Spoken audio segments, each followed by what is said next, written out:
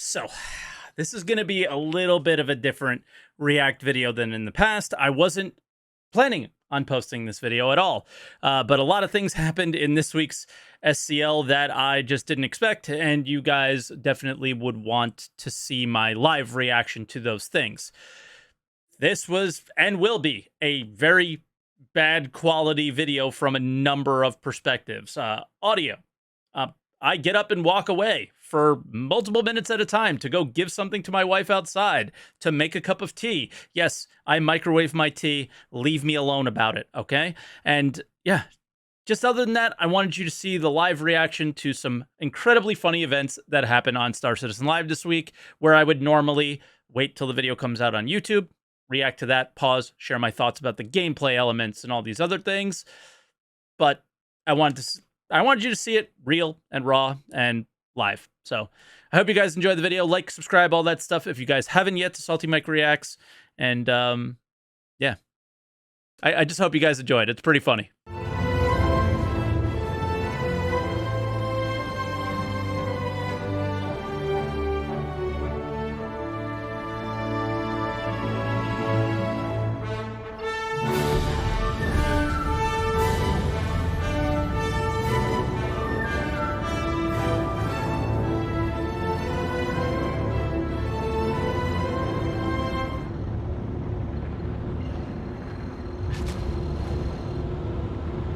Everybody, welcome to another episode of Star Citizen Live, the Mission Feature Team. I'm your host, Jared Huckabee. I mean, does it feel worth doing now? If you've never seen Star Citizen Live before, it's where we take about an hour out of the end of our week and we hang out with some of our developers, we chat, we shoot the shit. Oh, I don't want to use my one that early in the show. We shoot the stuff, we talk about the stuff that's been worked on, being worked on, and will be worked on, and stuff like that. On today's show, we are proud. Yeah, let me mute us. Sorry. I'm thinking about the conversation we had before. I'm very honored to have members of the Mission Feature Team on the show. Let's meet Ed and Elliot and Lars and James. And I remembered all four. Hi, guys. Hi. Hello. So Lars is poet in chat. We were just Elliot talking about I'm how Kwaku when you're doing like the Nintendo chat. Directs and stuff, E3. not just Nintendo, but E3 and anything like this. They're always like, I'm very honored to be here and blah, blah, blah, blah, blah. So it got in my head. And I missed the other ones. Sorry. I ruined your take. If I were professional, I could have avoided it. Oh, Board, thank you for the raid, man. So yeah, members of the Mission Feature Team, you guys make the features that are used in the missions. Way to butcher us. That's not completely true. This has been... How many years has this team been here for? How many years have I been here for? Exactly, it's even worse. All right, so let's just start off. Let's introduce you. Some of you folks have been on, like we all know Elliot. Well, We're going to leave Ward. Elliot for last. You've seen Elliot. He was on. How was your stream today? And stuff like that. Well, let's go to the people we haven't seen in a while. Some of you we haven't seen in a long while. Some of you we've never seen before. Let's start with you. Who are you? What do you do for Star Citizen? Right, so I'm Lars, and This is Lars. obviously part of the Mission Feature Team. Quite a new hire, relatively. We're approaching 1 year at this point. This guy's in Twitch chats all the time. Yeah, just working on new features that we'll be talking about later, and did a bit of that on the background. Korea. Ooh, furniture, Worked a bit on fuck that. that Board. What's your title, Lars? I think it's officially like Systems Designer 2. Yeah. Oh, He's got a Congratulations. number. Thank you. the sequels are always better than the original. We were just talking about Ghostbusters 2 earlier. Ghostbusters 2 is a good movie. Ghostbusters 2 is a good movie. James, who are you and what do you do? Hello, so I'm James Tyler. I'm a systems designer too as well, like Lars. Luckily enough to work on the MFT team. I remember when I got offered the thing and I felt very honored to join the team that was already there. But yeah, recently worked on time trials, which we'll go over later, I believe. And I also spent a bit of time earlier last year working on Siege of Horizon with Elliot. Cool. Ed, who are you? What do you do? And most especially, what is your title? Okay, fine. Well, my name's Edward Fuller, and I am the senior principal system designer. Didn't you mean assistant? No, I am not I that. think you meant assistant. No, senior principal system designer on Mission Feature Team. And I've been here for over about 6.5 years on that team.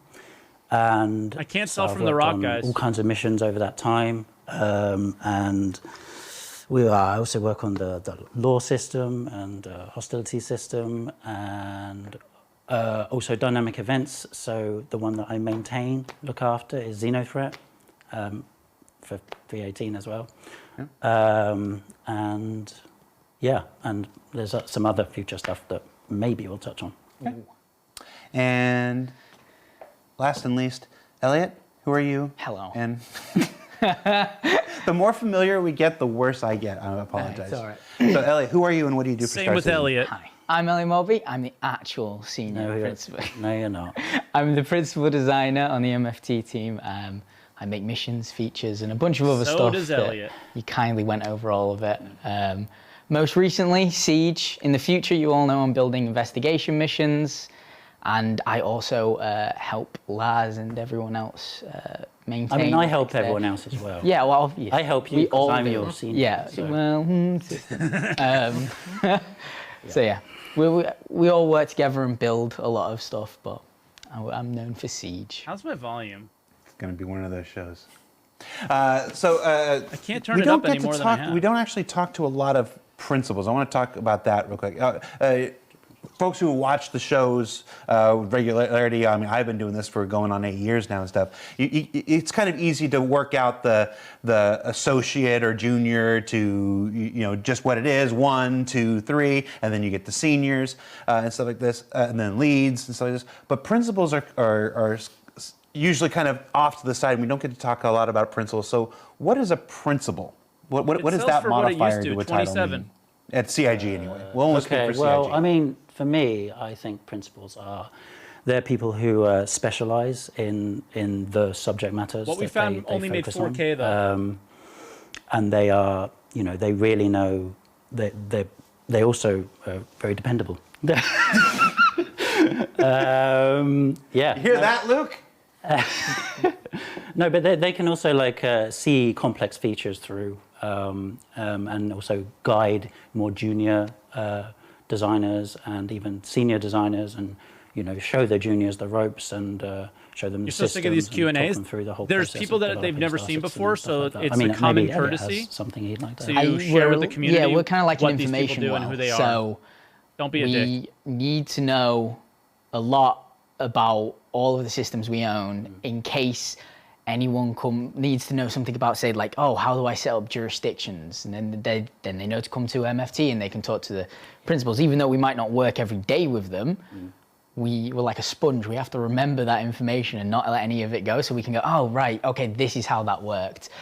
But for a lot of the time, we've been writing a lot of documentation, Oh, yeah. so we don't It's have just to documentation. It's like you have so many designers, and they come to you asking questions, and at some point you're like, I can't answer the same question like 20 times. I need to start writing this down, and then a lot of it's just like pouring all of that information onto pages so that more and more people can just digest it in their own time. And But the worst thing that comes from that is that obviously we're still building the game. Is it takes you like a full day to write this huge system up, and you're like, I've done it. And then the next day, one of the engineers will go, I changed how this worked, and you're like, oh. Right. It's even worse than that, because the whole day that you're spending writing on it, you're not actually developing something new. So your work pauses for a day. You spend a day writing it all up, so other people go, like, I'm done. And someone goes, oh, I right. changed it. While you were writing that, I changed this. I changed this, and you're like, oh. That's why there's a lot in any video game development. And I've worked a few places, but there's a thing called tribal knowledge. Yeah. There's so much that is never written down, because it changes so frequently and rapidly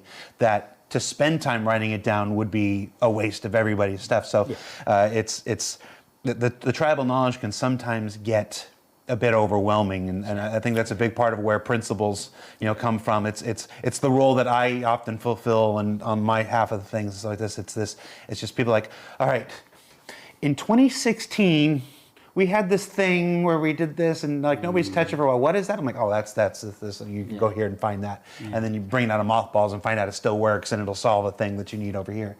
It's like that. So yeah, it's always a battle between, you should write everything down, but You know, it lose might the time change. doing when you're writing, and then if you know it's going to change next week, you know it's going to change next week. You don't want to waste that time writing it down now when it's going to change, but you don't know how much it's going to change yet. About 3 years ago, I think I remember trying to write a document about how to put like multiplayer stuff, logic into missions, and I started writing it, and then I was like, this is going to take ages, and then I just knew on the horizon it was all going to change, so I just went, Luke, I'm not going to write that now.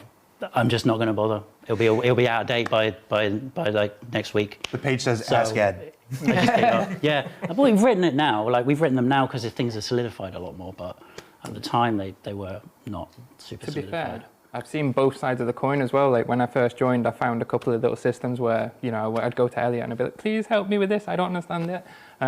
And then he'd be like, yeah, that part is tribal knowledge and, you know, we're going to do better and we're going to. The part that's freaking me out is there's so many things we would want to talk to these guys about and then other Ed than and Elliot this. have gone away, spent, like Elliot said, you know, a day writing this, and it's saved us so much time further down the line when, you know, me and Lars or whoever's coming back to these things, we can just read it. We, you know, there's GIFs, there's all sorts, you know, to help us out. So I try to put personality in mine. I put like memes and pictures, and then I have to go because Ed is my senior. I have to send him the document, and he goes through it and he's like, remove that. Yeah. And I'm like, I'm not that killjoy. It's just Yeah.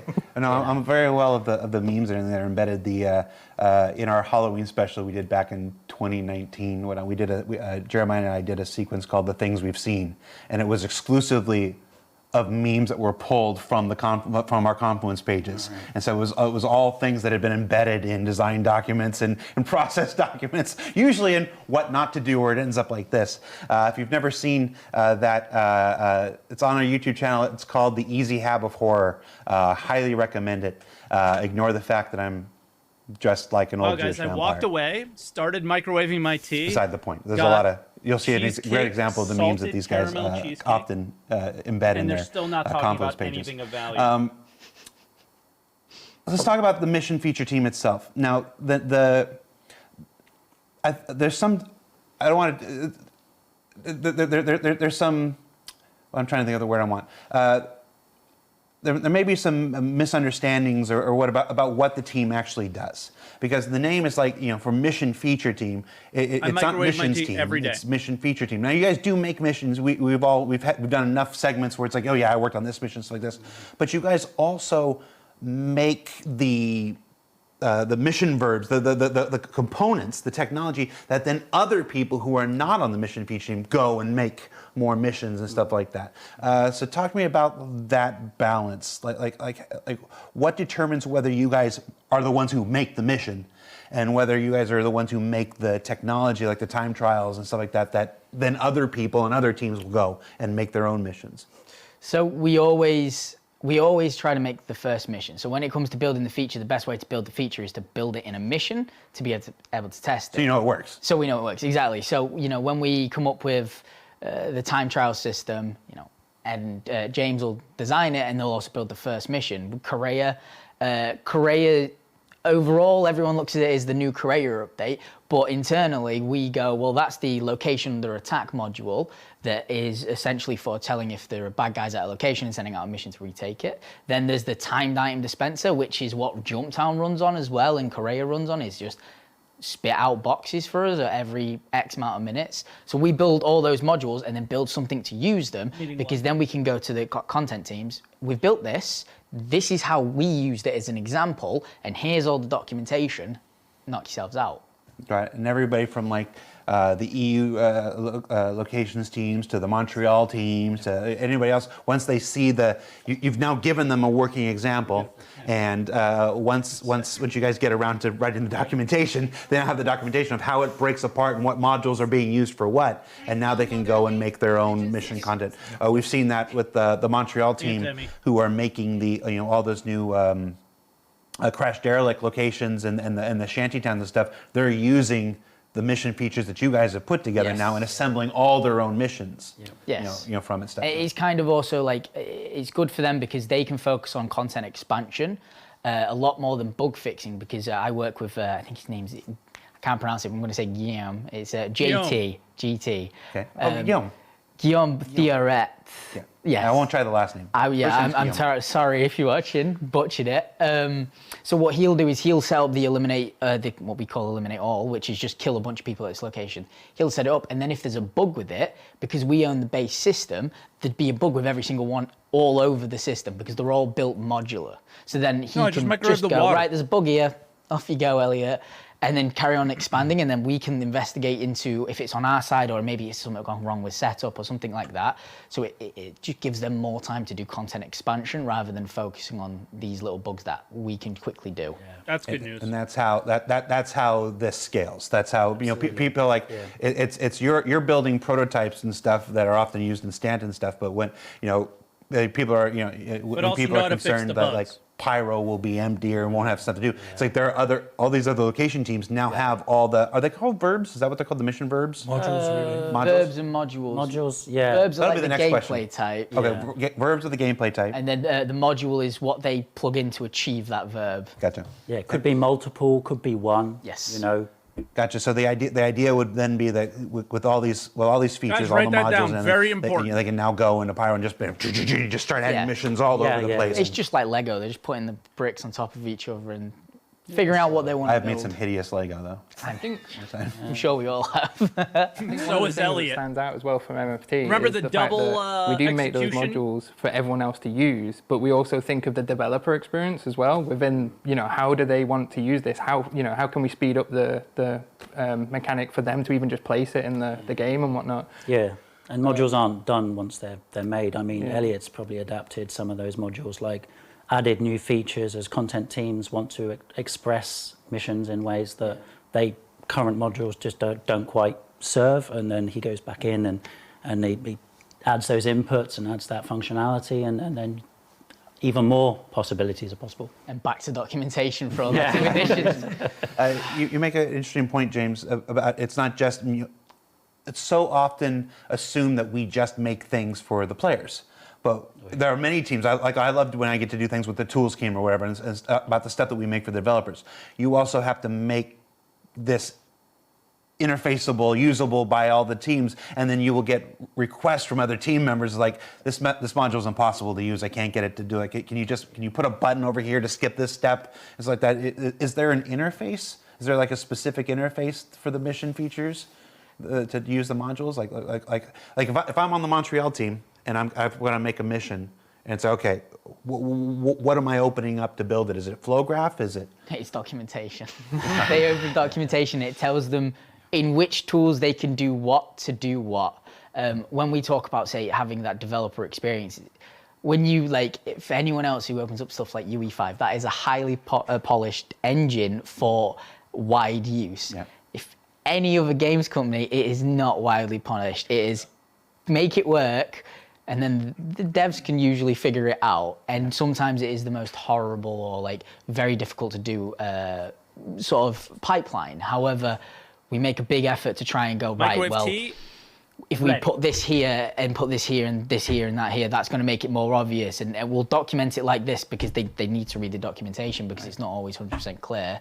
So there are little bits and bobs where we'll change how something works purely so on the front end of it for another developer, they can go, that's what that does, that makes more sense. Yeah. And we do a lot of heavy lifting on the back end to save them having to do that pain on the front end. Some plain English inputs and stuff like that.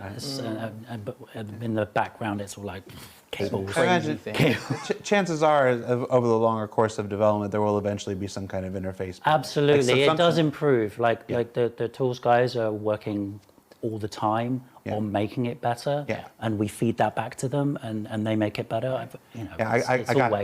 I got tagged on Twitter about in the monthly report. There was a mention of the Subsumption Apollo. A tool, and they're like, "Hey, will you do a segment and tell us about the Subsumption Apollo?" And I went to the AI guys, and I'm like, "Hey, what the heck is Apollo?" Like, it's basically a GUI for subsumption. That's all. It's just a little wrapper that sits on top of Jared's out subsumption of and content, lets he'll them do access a it while 15-minute inside the video engine, so they don't on have to it. go to another program. But it is essentially just an interface. That sits on top. So eventually there'll be something like that, and then this will just keep exponentially growing. Yeah, absolutely. So let's talk about 318. I just microwave the tea we'll start bag with the and time then trials, put the James, tea 'cause bag in we've the already water, mentioned and it. then it heats up the water. The time trials was Right? a new tech that you guys developed that basically unlocked all of these location teams to suddenly start going, oh, we can now add races here and there and there and stuff like that. How did that come about?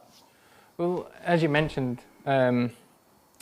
unlocking those areas for those teams was one of the major goals there. And we thought, when it comes to racing, how can we make an implementation that can be used in so many different ways? Because obviously the PU is like a sandbox. You want to be able to just plonk this down wherever you want. You want to make interesting locations. So when it came to racing in general, we'd looked what came before. So we had scramble racing in the past, and we wanted something new. And we looked at what people enjoy doing, and we looked at the community in general as well. Like, there's so many amazing racing communities out there. And what they'd done is they had these leaderboards on a website, that people raced around. Now you had to, trust the person had done that in that time, or there was no way of them actually having their times or anything tracked in officially. So which is why I was we never ended up, interested in doing it. coming together, me, Ed, Luke, working on this design together and thinking the best ways of basically giving them those capabilities of being able to do that in the game. Time trials akin to kind of rallying was kind of the first thing that came to my head. I'm a big fan of rallying, like Colin McRae and Lars whatnot. on the left, yeah. And it also kind of benefited as well in a way that you didn't need a million different other people in that one location to do the race. You could, if no one else came to that location, still have a fun time on your own. That led us to, the current implementation, really. We do have some future goals, and I think Ed will speak more on that. Not right now, though. Maybe. In the future. Yeah, in the future. Well, maybe in the future of this show, but it's V18. Yeah, but it was super fun to make, and It's your joy. Look at Ed being such a good guest. No, we're on the topic back. of 318. Keep it. No, yeah, keep the show on track. I'm like Tom Holland, and I'm trying to fill stuff. No, so, but it's another good example of when we were doing the feature segments on ISC, because that story was about the physical creation of the racetrack and stuff like that. So you saw a lot of artists and everything, but it's a wonderful reminder that we can't put everybody who works on a thing in a single segment of the stuff.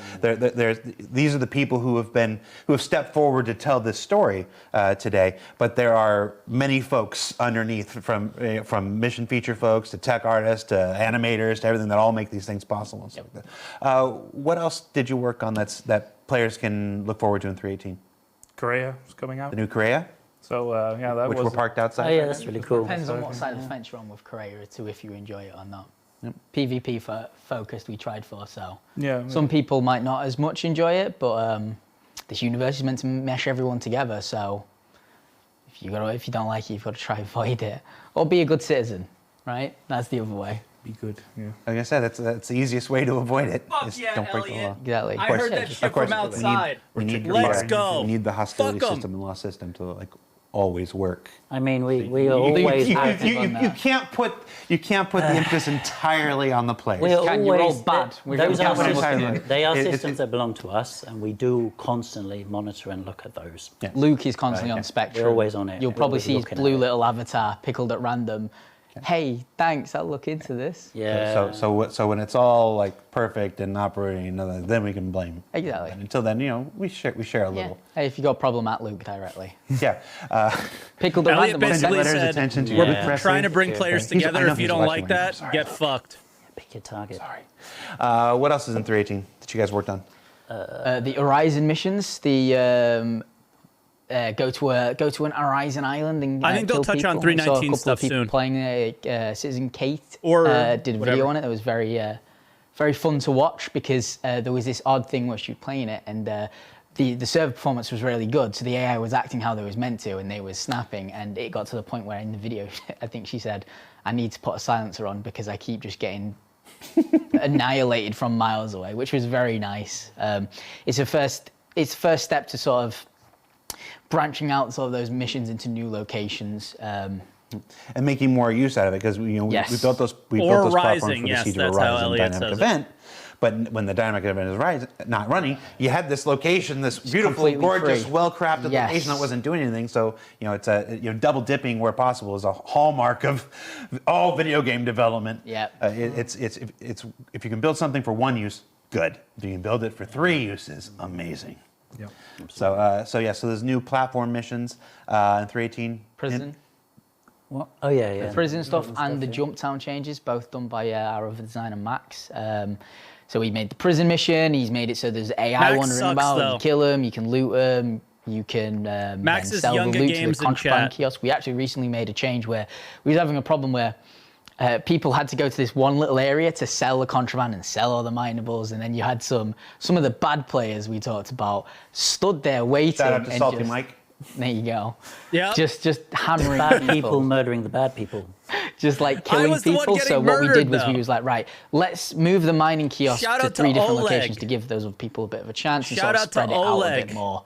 Wrong guy. So we implemented that. Oleg was and the then the one. other thing Max did was the jump town changes. We added 2 item dispensers into jump town. So there is Oleg now was the Giga more Chad doing boxes that you can get, and we also snazzed up the location with the help of the art team and the locations team, added a little bit more so it was less of a one entry sort of thing because that's a choke point. We wanted to add a few more ways of getting in and out, and we've seen some amazing videos on that as well. We love watching all of them. Citizen Kate again, Bed Bananas did a good one.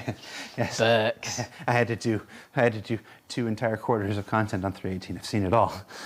Yes, it's been hell. Put the patch What out, else is and in then 3.18? and then the content's Did already you guys there. work on Well, that? no, I mean, I've been working on Xenofret, trying to get that up to speed with 3.18. It's a lot in 3.18. I mean, persistence is Dude, that's the crazy. the big fundamental change. So, making a dynamic event work in those situations, it's a lot to do. I imagine just little things like now it tracks mission progress, and then that part in the Mobigus where it actually says you've actually done the missions. I've seen people on PTU. It's like, oh, I logged out. I did a mission like a week ago, and I came back, and it was still listed there. Oh shit! I didn't even know that. Mission persistence isn't something that we have right now properly in 3.18. We will need to. I mean, I'm just stepping you back here. Well, it's more that persistence is. It's just that so I didn't much think has it was a changed thing. since Xenofret was last run. Right. It touches every system. Every system has persistence in it or It's per not server. in it or Interesting. whatever I never knew. amounts of in it. I might be wrong, but wasn't there a bug previously because of persistence where if the javelin was destroyed, its records stay there, and then the other javelin was trying to come in? Right. I don't know. I think that sounds No, like a bug we I haven't saw seen. that. No, I saw that. Yeah, the javelin yeah. stayed, and then the next javelin And then came in. like what's the, we have that with we had that with the AI reinforcements that land. They land if you blow land that on ship top up, of the other each one other. just like, well, I'm still gonna try land there even though you still exist, and it's a fun thing to battle. No, we will be seeing the changes mandated by persistence for the next year, for the next 2 years. Easily, It's yeah. all these things. Everything up to this point was made for the game in a certain state, and now with persistence, there's changes to the AI. Like, hey, if there's already a crashed ship there, because it didn't have to worry about that before. Yeah. It's like, oh, maybe we don't land there. Landing there is a bad thing. It's also hard. It's also quite challenging to work on a game that has persistence turned on by default, because what we do is we run servers locally and test our stuff. But if you shut that server down, it persists. So when you run your server from nowhere, it's still there, and all the stuff is exactly as you left it. Sometimes that's annoying because you're looking for a fresh state, but it isn't. That's persistence. And so you're like, this is like making games again. I've never made a game where I have to worry about persisting things from my previous run. You really do have to think in a new way to work on that situation. That's a great point. I hadn't considered that. There's a lot of folks have like a second computer under their desk and whatever where they run local servers, because they're working on a thing. And for every time up until now, you could just count every time you load it in, everything was reset to 0. You could just start from fresh. But now it's like, oh, where did I leave this with this last test? Also, when you're fixing bugs, you have to be really mindful of that because you're thinking, okay, is this bug still here because it's persisted? Because I had an issue with that. Right. I was setting up some elevators, and it was there, and the bug was there. I fixed it, and then I ran the server again, and the entity had changed. I fixed it, except it persisted in the broken state. So I was like, okay, fine. Okay, so this is only a bug in this moment. So if I, purge the lot, go again, it really is fixed. But it's interesting. challenging, but it's kind of fun. It also messes with our debug tools, like so. These are all good things, by the way. Yeah, these are all good. It's good. This is just telling you that this is just a war story. Names of Bedfellow do not represent those of Cloud Imperium Games, Cyberspace Industries, or its subsidiaries. Positive war. So in the debug thing, when we're playing, so I'm testing a UGF mission, or I'm waiting for the shuttle because I'm testing something. Yeah, we might have to get a few more wipes in the future. Hey, you got a second? Or Jane's like, you got a second? And I go over to them. And then I come back, and I haven't turned God mode on, which will stop me from dying. And all of a sudden, my not good. Yeah, exactly. I'm terrible. My food and my hydration levels are gone to 0. So my guy is having the worst time of his life. He can't see anything. I can't hear anything. And then I'm like, I'll put on God mode, and then I do my bug. But then every time afterwards, when I log in, my guy is still dying of hydration permanently until I actually purge the server and restart. So I'm stuck in that hellscape of. So basically, your guy is 44 years old. Yeah. I think the funniest thing that happened to me was during time trials prototyping, because of persistence coming in, and I didn't, realize what it was going to do. I'd logged out prior, like mid-race. Went away for my lunch. I came back to record a video for an internal review kind of thing. Thought I was doing really good in this race. I was getting on time for the platinum. And then all of a sudden, my wreckage was just at the end of the race, and I just smashed straight into myself, which, ended my race prematurely. That wreck from the previous plane. On Korea, we actually were debugging it, and all of a sudden we fly in, and there's 3 of the chief of security. They're super bosses. They're super tanky. So I come in there with a pistol just to test something, and there's 3 of them. Like, there he is, and I just got lit up instantly. It's like, oh yeah, that's a problem. Yeah. Zezer in chat is like, I wonder who Jared was referring to. I was referring to me. Yeah. I'm the one that's constantly dehydrated and exhausted. Yes. All right, so we've only got a few minutes left. Let's talk about only a plans few for the minutes future. left. I want specific dates. Oh no! And No, what's next for the mission future? This is what we came here know investigations are in the mix. Yes. Somewhere developing investigations. Let's just follow up on that real quick. How's that going? Yeah, it's going well. We're still at the stage where we're working very closely with narrative. Because they might be making a story and it might have a certain scenario in it that I've not considered on the system side that I have to go reconsider. For example, one of the stories that anytime Elliot talks, we should spam people had made up. He just the added gray a little note is set dressing. There are 2 cocktail glasses on the side of the pool, and I'm like, I didn't think about spawning set dressing. I should probably spawn set dressing. So then I have to update the thing, but that's all a part of the iteration. That's why it's good to get the stories first, because then I know, right, my system will achieve everything here. So yeah, investigation's going well. Cool.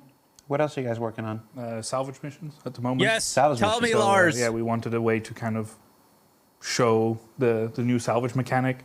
So I'm currently working on some different legalities and versions. Go over the 3 of them. Sure. So there's a legal version where we have a new company that's being made. I'm not sure if I can call it. It's called Adagio, and they're literally just salvage contracts. So they have a bunch of salvage, and they sell you the rights to a piece of salvage. Like, you pay us X amount of credits or UEC, and then that's here's your lot number. You can go get it there, and then you fly over, and then it's yours to keep. And it's kind of in the safe area of at this point, like a Lagrange point, where they kind of towed it there. And then there's the illegal version safe. Where basically an illegal corporation, a new one called the Tar Pits. They're like, well, they hear about salvage, and they're like, well, you can go there, but we know that security forces are going there to investigate what happened. You have an hour. Good luck. And then you basically have to race there, and once you're there, you have an hour. You have a timer on screen, and if you're staying there too long, well, then all of a sudden, fighters come in or other investigative forces, and if you're in a vulture, for example, well, still waiting for your trade missions. I think you're going to have to wait and we're a long time now. Trying to get a mission giver, which I won't spoil who it is, so have fun trying to discover that. But a new mission giver, we're gonna give him or her some love, and they're gonna actually do a kind of a Recco mini Battaglia rush where it's like, well, there's been a massive battle it's gotta be Recco. somewhere in the middle of space. There's a lot of money to be made, but it's an open contract, so here you go. But you might find people, and then we're really trying to have emergent gameplay, community focus. So it could be 3 vultures that are like all happily salvaging away, and then an orc is like, yeah, this is our salvage now. And they come in with like a reclaimer and like a whole combat suite. It's like, okay, kids, move aside. This is ours now. Every time there's a question about a mystery mission giver, chat goes, Tessa's coming back. Who's Tessa? It's not Tessa. These guys don't know who Tessa is. Tessa? That predates these guys. Not true. I wasn't even born yet. I wasn't even born yet, Elliot Ed said. knows who Tessa is, but it's not Tessa. They've got a thing for her. Her time will come eventually. It's actually 3 Picos in a trench coat. So I'll Of course it would be. So, Exactly. what about you, James? What's in your future?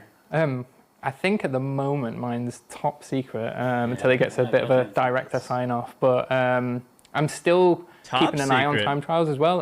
The big thing for us at the moment is there's a lot of data coming in for our analytics. So everyone keep playing them because we need that data. We really need that data. So we can make the platinums harder. We can see if people are crashing. We can, we get all kinds of data from that and which is the most popular ships. That all leads us into, helping us with our design decisions down the line. But that's what I'm maintaining at the minute. Yep. And what you had? Well, I'm allowed to talk about that. We have planned a new dynamic event, which will be like classic racing. So it'll be like lap-based racing, and it'll be multiplayer. So time trials is single, you against the clock, whereas this will be like people together racing together. A racing dynamic event. Yes, exactly. Yeah, exactly. And the plan is to have we'd have maybe 2 new ship tracks and maybe a ground race in there as a mix, and then we'd also limit it so that you'd have only a specific ships or ship would be allowed to race on the race day. And you what guys are else? also working on there's lots. mining missions to go along with Yes. the salvage missions. The mining missions are what we're calling resource rush. Essentially, once again, we give you you're buying the rights to a location that's far out, and there's going to be like an asteroid cluster gas cloud thingy, and we spawn a bunch of minables in there, and essentially what it is that each player can buy the rights to go there, and then they have a finite amount of spawned resources that they have to mine. Now, we make the contract open, so it could be SaltEMike, but I don't think he'll last long. It could be Burks going in and everyone fighting. He's just really bad, isn't he? He's terrible. I don't know why he still plays the game, but I've got no clue. What the There's fuck? absolutely no reason for us to pick on SaltEMike today. I mean, There's after all, many he's a reasons. CIT shill, and we secretly pay him under the table.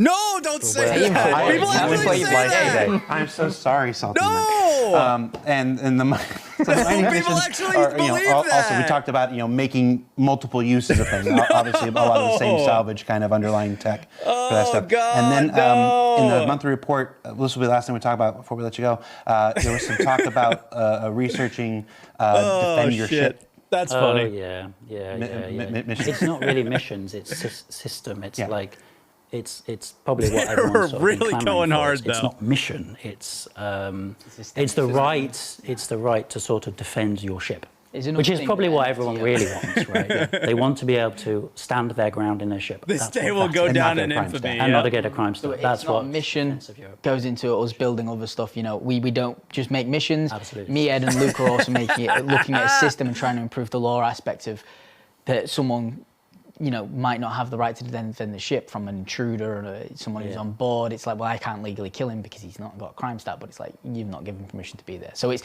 systems like that, and we work on a lot of those as well. We're always reading. I missed something important. Shit. Like Spectrum, I'm on it like every night, which is terrible, really bad. But I read all the threads on there, and anything. Spectrum? Yeah, on Spectrum. Yeah. So which terror? Yeah, and Reddit and the other ones. And we're just, I love I'm that always you like just said zeroing on Spectrum's the ones terrible. that things we own, like hostility and lore, and then we're always just picking them up and sending them in. And the next day, our embedded QA are just going through everything we found, and we're just always trying to improve those systems and make them better.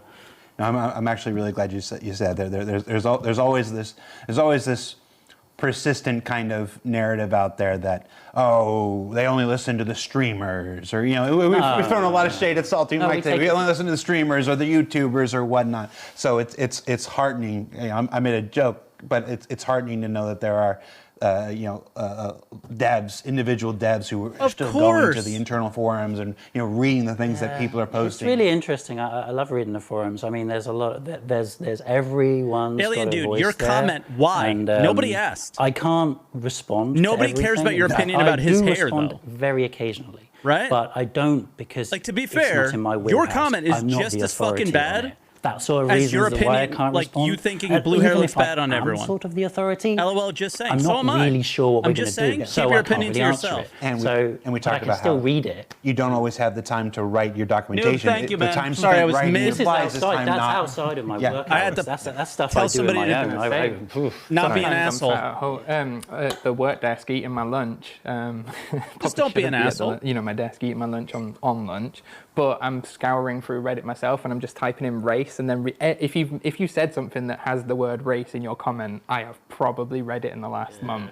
Wow. It's the good and the bad, you know. I mean, You you got set to proper boundaries, work-life balance. I need to set an alarm to stop reading. Talk about Luke. I'd like to see this mentioned in his quarterly review. It's just too interesting, though. You get very personal about it. I remember I was watching a couple of streamers over Christmas Eve, playing Korea, and something broke, so I just remoted into work on Christmas Eve and was like, I'm gonna fix this. Which is super hypocritical because when I tried to do it, I was looking, he's like, it's your holiday, get the hell I out of here. can I'm be a like, hypocrite. I don't you're want all logging of in. them to do it, so I'm like, you know what, lads, have a rest. I'll do it. I'm still spying on all the I think Siege that was stuff, my and I'm not stream, even to be working on that honest. anymore. I just want to see what I think I people's remember feedback that. are. And we're like, so Elliot, if we learned stop. anything this week, it's that game devs have poor work-life balance and It's because we fail to draw play boundaries. them, or we build them, or we watch them. No, it's heartening to hear that you're so dedicated. Guys, you're doing That great. sound like You one of those wrong. E3 things. Guys, thank you so much for taking the honoured to time. be here. I'm honored, it was a Honored pleasure to to be on. privileged Yeah. to have you on the To show. speak Mike, what's the to all best of race? I I haven't done much racing. My favorite one is the only one I've done. That's one of our QA, Hold it up. JB. So Here, give me the water bottle. Take it up to the camera. Tom, do we have my close-up? we do we have my close-up? our embedded QA have this go. kind of thing where they kind of keep screenshotting people during Microsoft Teams meetings, and one of our QA started editing that, and the emote is from a stream I really Couldn't be enjoyed. here, but he's on your He's there now. hydration. All right, that's Elliot, Lars, Ed, and James. And I'm Jared. We're going to take a short break, and when we come back, the mystery of the Elmses. What does that mean? You have to stay tuned to find out. See you in a minute. Nick Elms. The truth revealed? Do not call it the Are truth you revealed. traveling the stars? Exploring the galaxy? That's lonely, lonely, hungry work. Always remember though, Big Benny's with you. Big Benny always has your back. Guys, I don't think you understand, like, the Star Citizen refunds. Reddit has had this narrative, like, I've been getting paid, and I'm a paid person by this company for fucking many, many years. So Jared saying that is, like, literally the worst thing he could say. So thank you for that one. Calling me bad at the game, Elliot, props. Jared did me dirty there.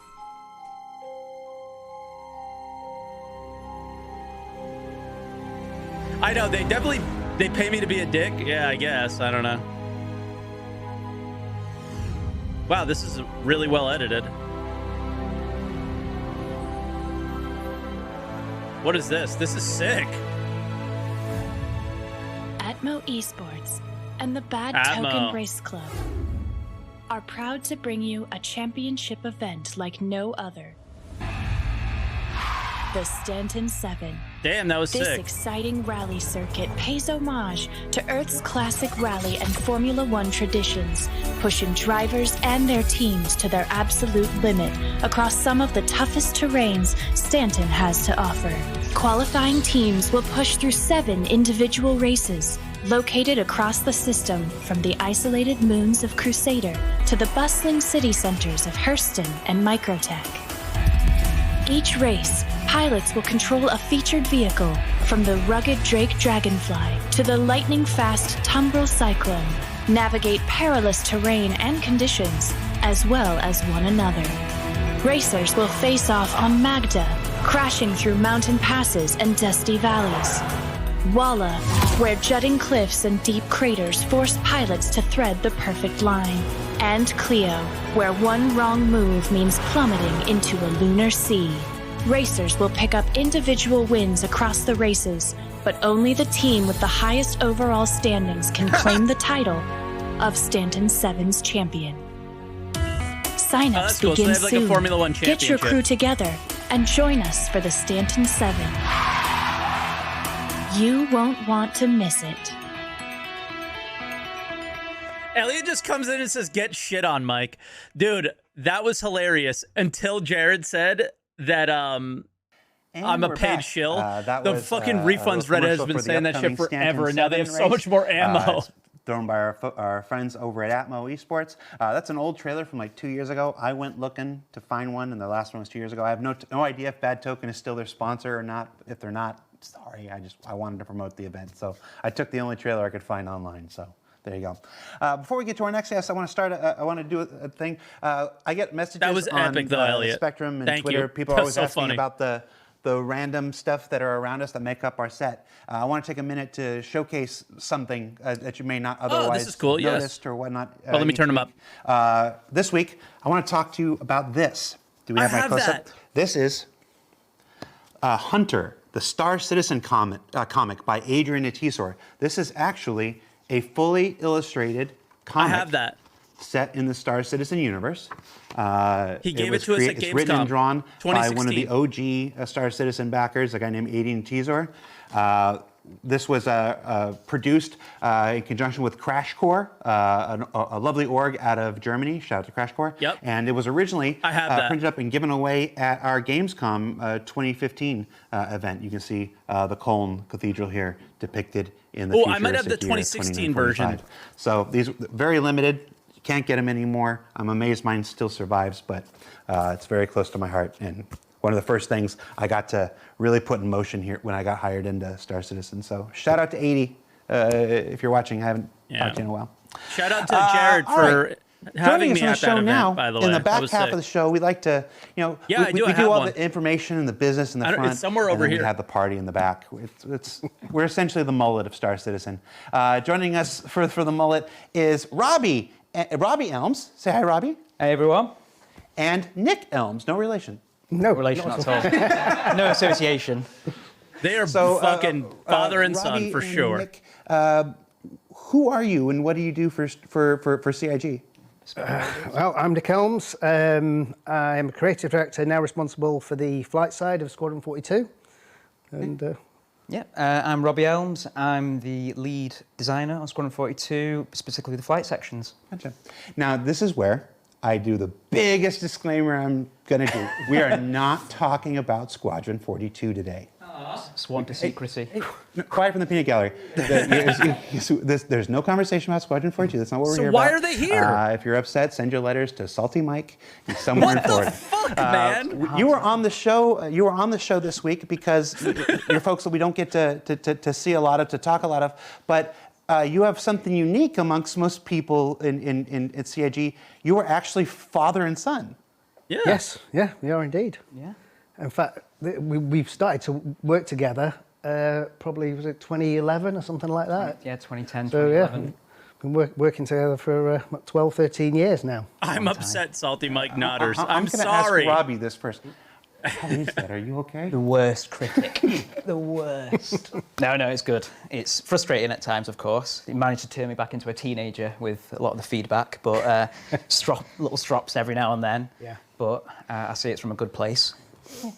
And Nick, how did you? Was it you who brought Robbie in? Did Robbie bring you in? Who got here first? I got here first. I was working with Robbie, sort of going back to TT when we were doing the Lego games and things. Yeah. And Oh, they were both at TT. Okay. Why have a dog and bark yourself?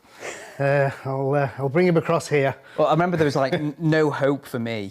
As like when I think I was 4, you got me a Sega Bro, Mega Salty Drive. Mike haters are fucking Yeah. fuming Here, right now. here's I can X-Men. only imagine the people Street Fighter, saying get good, and just in chat no they're hope getting from there so many. onwards. I They're got getting hooked so on mad. games and it's That all was I my wanted to do. excuse for research though when you were a kid. I That used was to it, come yeah.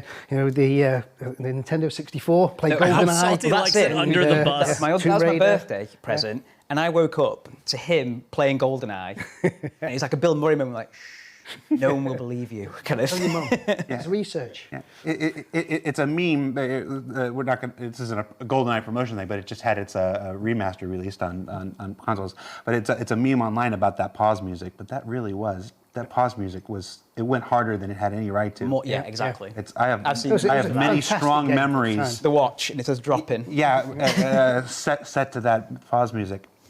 So that's how that's where you got your kind of start and inspiration in gaming. Yeah. Nick, how did you, of everything that you could do with your life?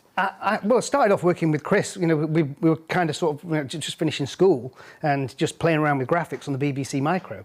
And you know, he was doing his games, Strikers Run and Match Day, and kind of said to Phil and I, because we all like doing art. We all did art at school. So come, draw some pixels. I was going to say, truly love the I'm able to so we did that. Be mad at them. They can be mad at, make fun of me. Flashy car. And Phil and make fun of them. They can make fun of me. What's happened here? And he's like, stole this game, and he's like, yes, what did this? And he's minted. So then we sort of cottoned on to this, and sort of Chris hung around for a bit, and then he went to Origin, and obviously the rest is history. So you've been with Chris for a long time, then. Yeah, well, Elliot's telling Lars to flex I went to right now. I was sort of on the tech side, I just and I saw was it. Did you see that? training companies. I was one of the sort of only authorised Autodesk trainers of 3D Studio.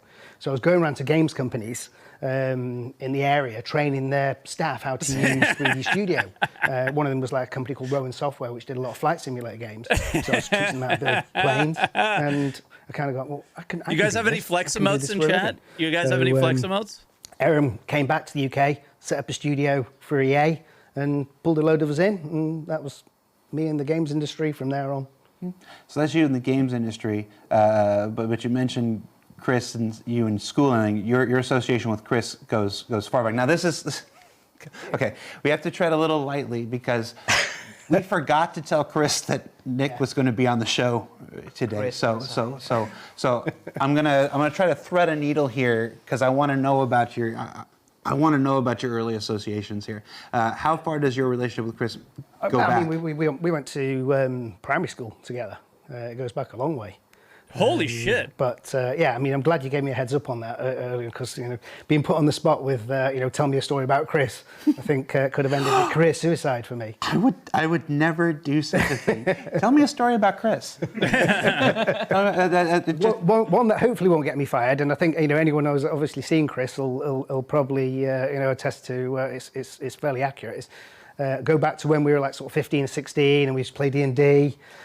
Chris kind of got bored with the wooden delivery from the DMs. You'd be in a room and somebody drove in on. It's like, this needs more immersion, needs spicing up. So he got this idea to bring his friends in to do voices for the creatures. Writing a script. He's getting sounds like rain sounds and stuff, or wind sounds in the background, and he's having us all doing these crazy orc voices or dragon voices and things like that to play as a tape recorder while he's DMing. Right, this is long before the internet, and there's all kinds of resources for that now. It's so believable. This is like, I don't say that's so ridiculous. About 40 years. Nothing has changed. So I'm going to keep pushing. What kind of DM was Chris? It was fantastic DM, but the thing is, I think it only went for about 3 sessions because it was so work intensive. Like I said before, we were all quite good artists at school, so we're even drawing, concept art for environments and things like that, just to sort of like have the maximum amount of immersion for this game. But yeah, I think we got about 3 sessions in, and everyone was like, "Jesus, this is too much work." Yep, it sounds like a job. We're only at 15. But yeah, it was an experience. I think everyone who played those campaigns, even for 3 sessions, would remember it. Certainly Aaron and my younger brother Simon, who's the financial... Yeah, I was going to say, you brought Simon into this, so let's go ahead and mention this.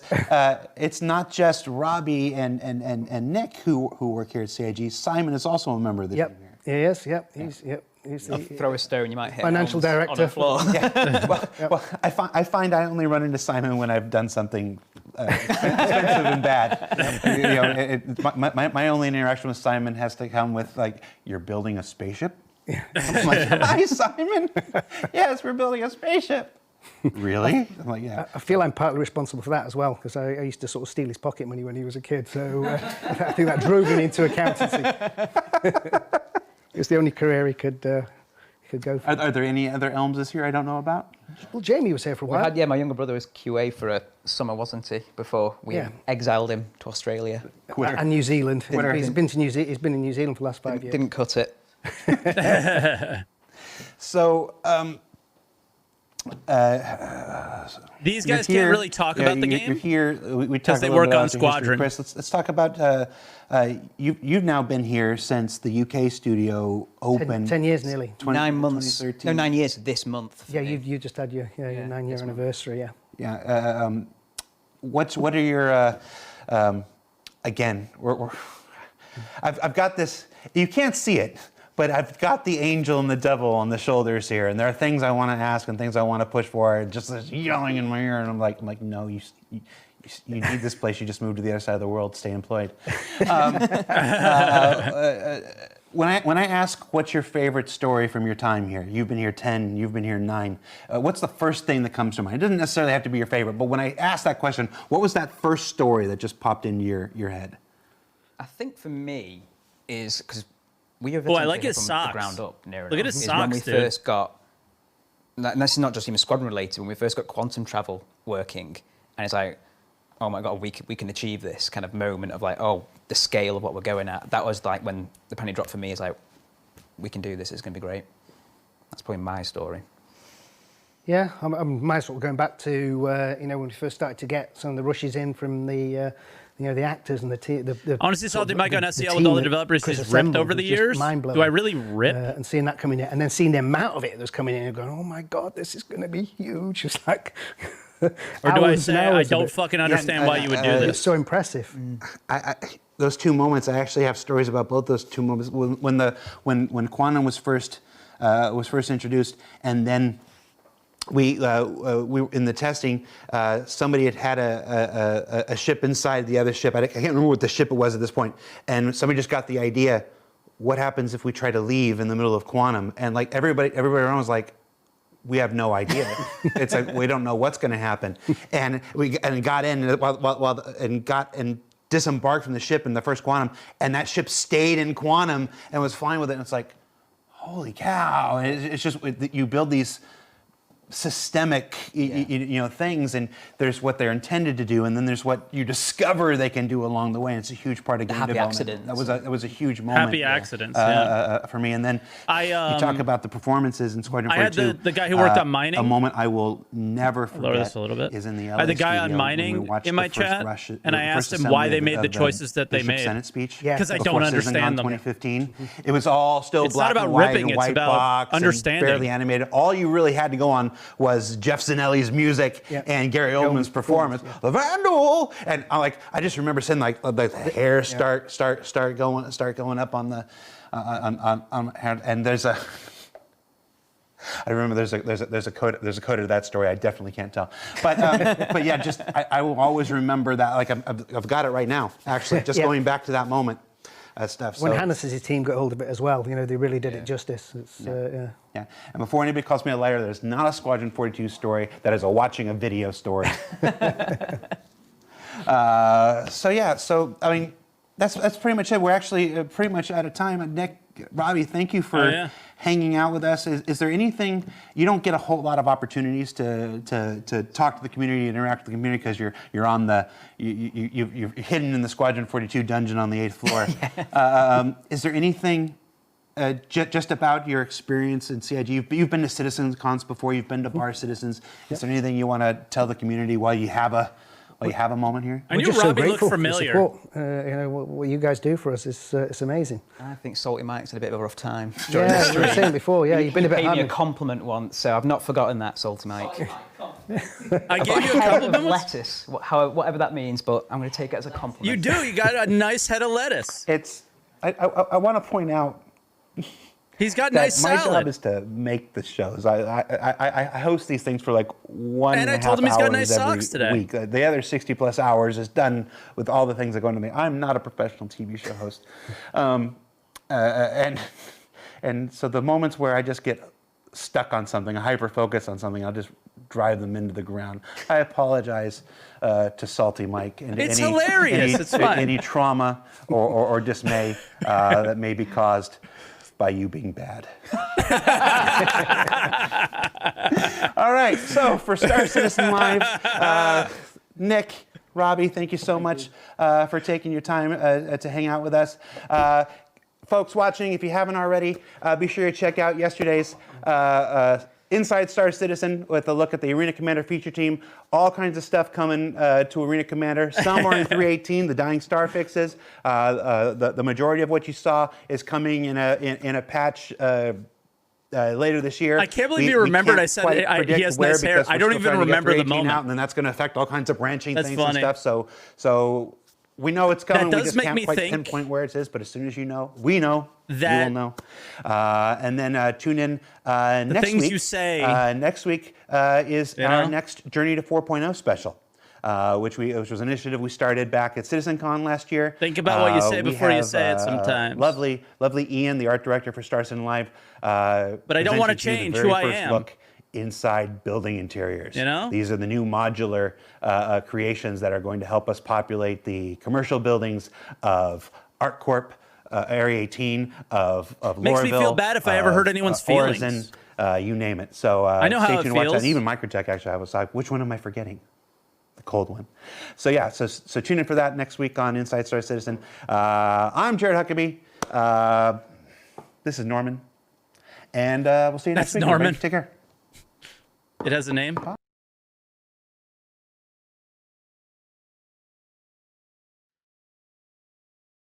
He's got great hair, dude.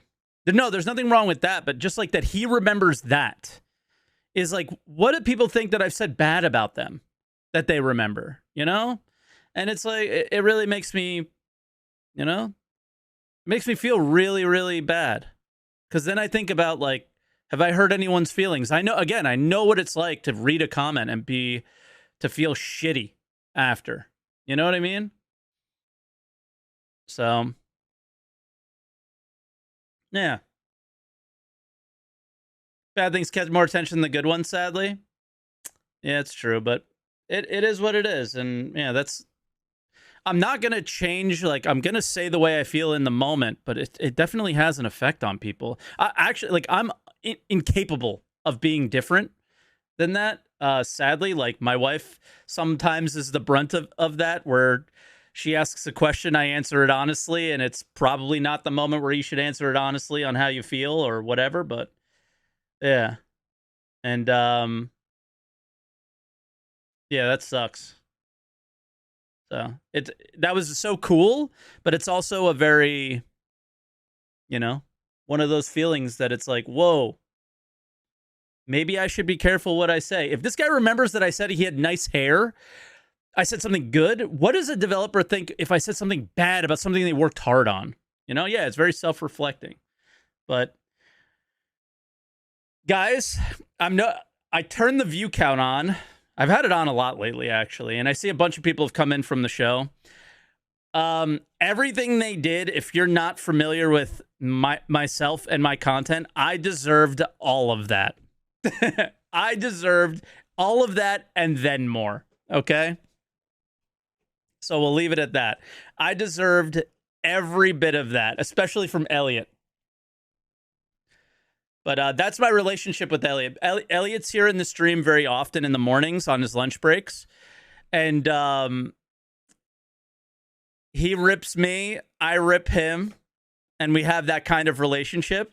And he brought it to the show. And me and Jared also have had, me and Jared don't talk as much anymore because we haven't had the in-person things in forever.